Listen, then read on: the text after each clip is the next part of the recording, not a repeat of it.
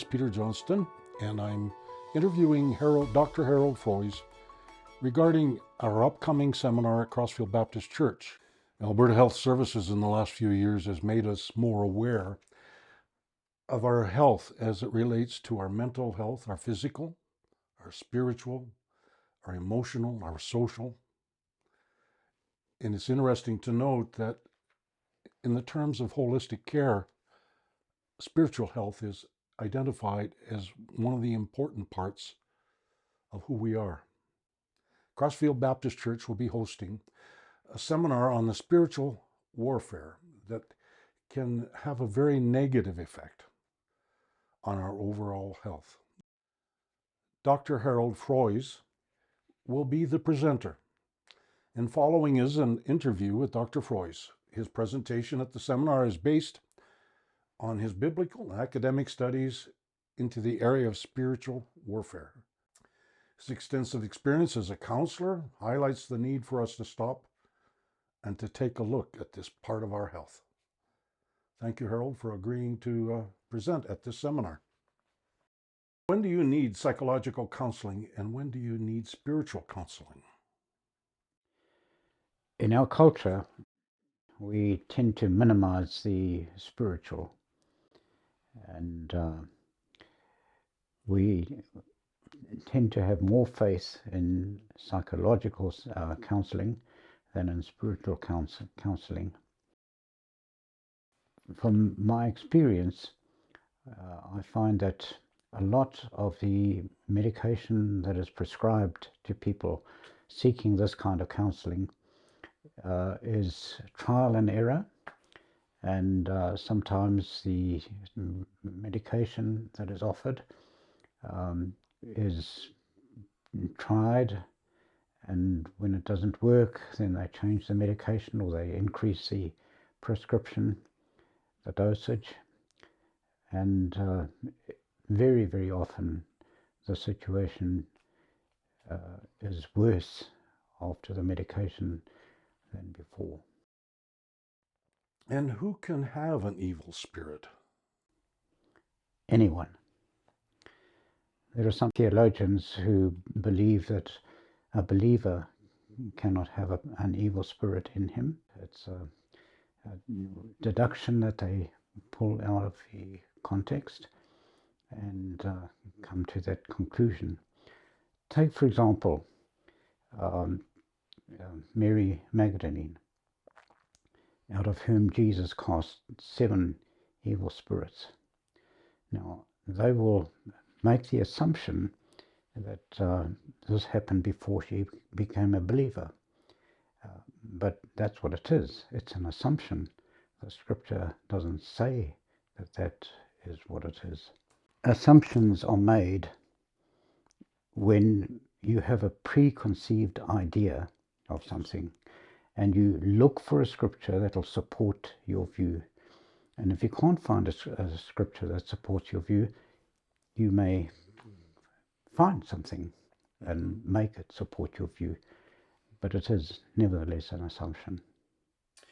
And how does an evil spirit enter a person, Harald? That's a good question. The New Testament gives many examples of evil spirits being cast out of a person, but it doesn't say anything about how an evil spirit gets into the person in the first place.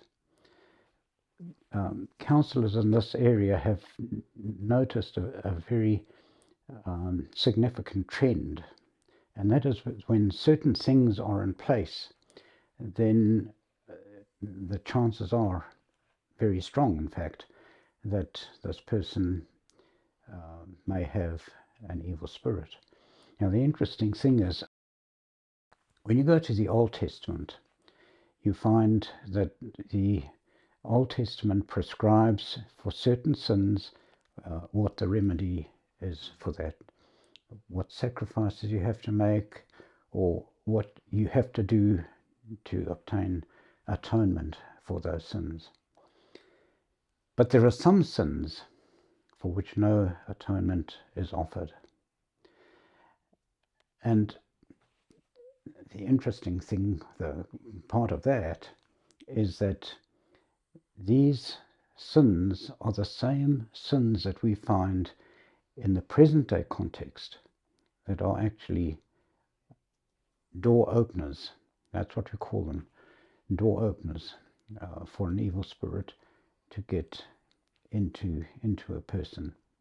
Some of these door openers are beyond our control, and some of these door openers are the result of things that we have done, sins that we have committed. What are some of those door openers? Again, can you explain? The door openers fall into two major categories. The one is the sins that we commit, as are covered in Leviticus chapter 20. And to summarize, basically what it is any form of sexual sin, any form of involvement in the occult, or any major sin, such as bank robbery or murder or something like that.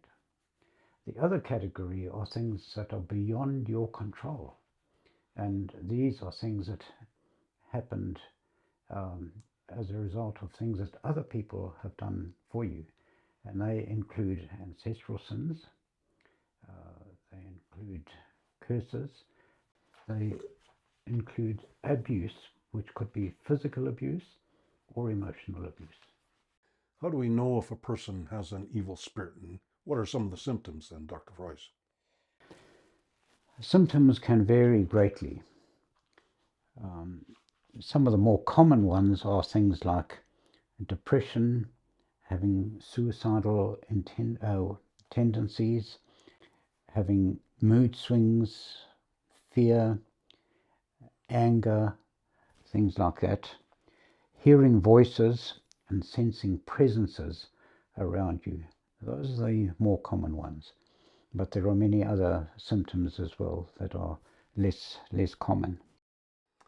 And if you are experiencing any of these symptoms, does that mean you have an evil spirit? It's not a simple yes and no answer to that question. What we do in counseling is we show the people what the symptoms can be, and we show them people what the door openers are. And in my experience, I have found that people, when they know what the door openers are and they know what they're experiencing, they invariably come to the conclusion themselves that deliverance is needed. And how important is it for a person to receive this kind of deliverance? If someone has lived with these things, why not continue as before? Well, just think of it this way. If you are having a limp, and you've lived with this limp for many years, and then you discover that there is a simple solution to that, wouldn't you go for it? Of course. Of course. Well, what we find in the book of Acts is that this ministry of deliverance became a very important and prominent ministry in the New Testament. It certainly didn't fade out of the picture. Rather, we find that in the book of Acts, what the scripture says, for example, in Acts chapter 5, and again in Acts chapter 8, it talks there about many people coming, bringing their demon-possessed and sick people to the disciples, to the apostles, and all of them were healed. Who would benefit from coming to this seminar? What we hope is that there are many people who are out there in the community who are experiencing some of these symptoms, like depression, or they're threatening to commit suicide or things like that. And they're experiencing it, but they don't know why they're experiencing it. And we are hoping to embrace those people, to bring them to the seminar and to help them to see that what they are going through, there's a reason for it. And the better part of that is that because there is a reason for, that is what gives the hope, because there is hope for deliverance from that and to be free of these symptoms that they experience. Is there going to be any follow-up? So if someone comes to the seminar and needing further help, are the resources available to them? Yes, absolutely. We will certainly make counseling available to people if they come to the seminar and they are enlightened about the reason for the symptoms that they're experiencing. Then there will be an opportunity for them to seek help. We have a questionnaire that we hand out to people who are needing this kind of help, and these questionnaires will be made available, and they can make an appointment, and we can take it further from there. Thank you, Dr. Froise. You're welcome.